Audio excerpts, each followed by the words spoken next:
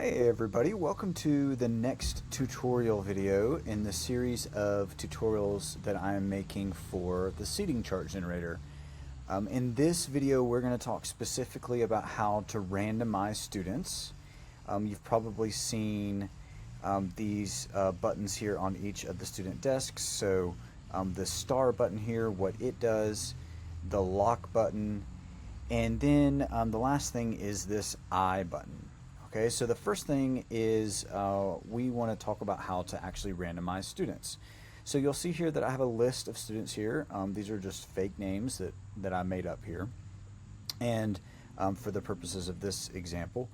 And I've got this class here, Tutorials 2, and you can call the class whatever you would like, but I just created this for this tutorial.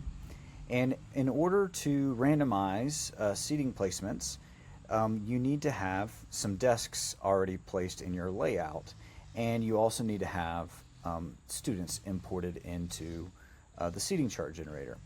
So once you do that, if you come over here and click randomize, it's going to automatically fill those seats.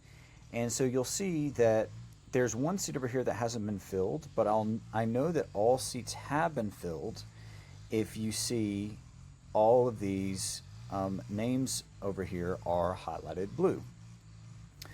The next thing that's a nice useful feature, and this is one of the reasons why I built this, is because I wanted a way that I could prioritize seats. So for example, let's say maybe this is a smaller class. You can see that there's only 18 desks in there, and let's real life, let's say we have many more desks. So I'm going to add some desks here.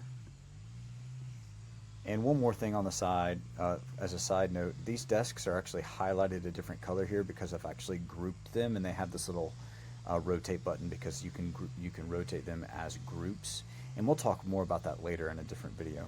But let's say you have some desks in the back, and first day of school, kids come in, and where do the first ones that come in gravitate towards? They like to go to the ones in the back, right? Let me add actually a couple more. Just one more.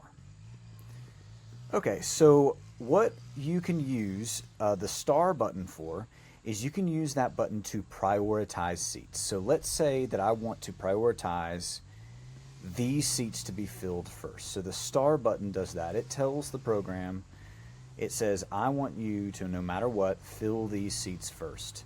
Then after that, you can fill the rest of these seats. Put these over here. Okay, so when you click randomize, you will see that these seats in the front here are filled no matter what. Okay, and these back here, they're randomized as well. So that's what the star button does, is it prioritizes those seats first. Okay, so now let's talk about the lock button. You can actually be creative with how you use that lock button as well if you don't want certain seats filled.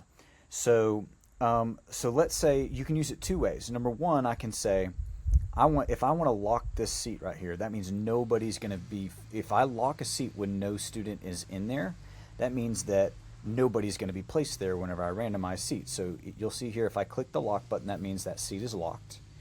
And if I click randomize, no matter how many times I randomize, that seat is never filled. Okay, so that's a locked seat. Now you could have done that the same way. It's kind of the same concept with the star button, to where you can specifically lock seats if there are not students in those seats. For example here, if I don't want anyone sitting in the back, so I'm going to change this to say no student selected. And then if I lock these seats down, that means that, let's say your class size, you have more desks in class than what you have students for that class period. So when you lock those seats down and you click randomize, those desks are not going to be filled, and that will place those students anywhere except those desks. Okay, and that's a little different from using the star button. The star button will prioritize those seats. Now the other thing that the lock button can do, and I'm going to go ahead and unlock these so that they can be filled, is the lock. When there's a student placed in a desk, the lock button will lock that student to that desk. So let's say that I want to lock Harper and Sanjay to this desk right here. So when I click randomize, they will not move. Everybody else will move, but they will not.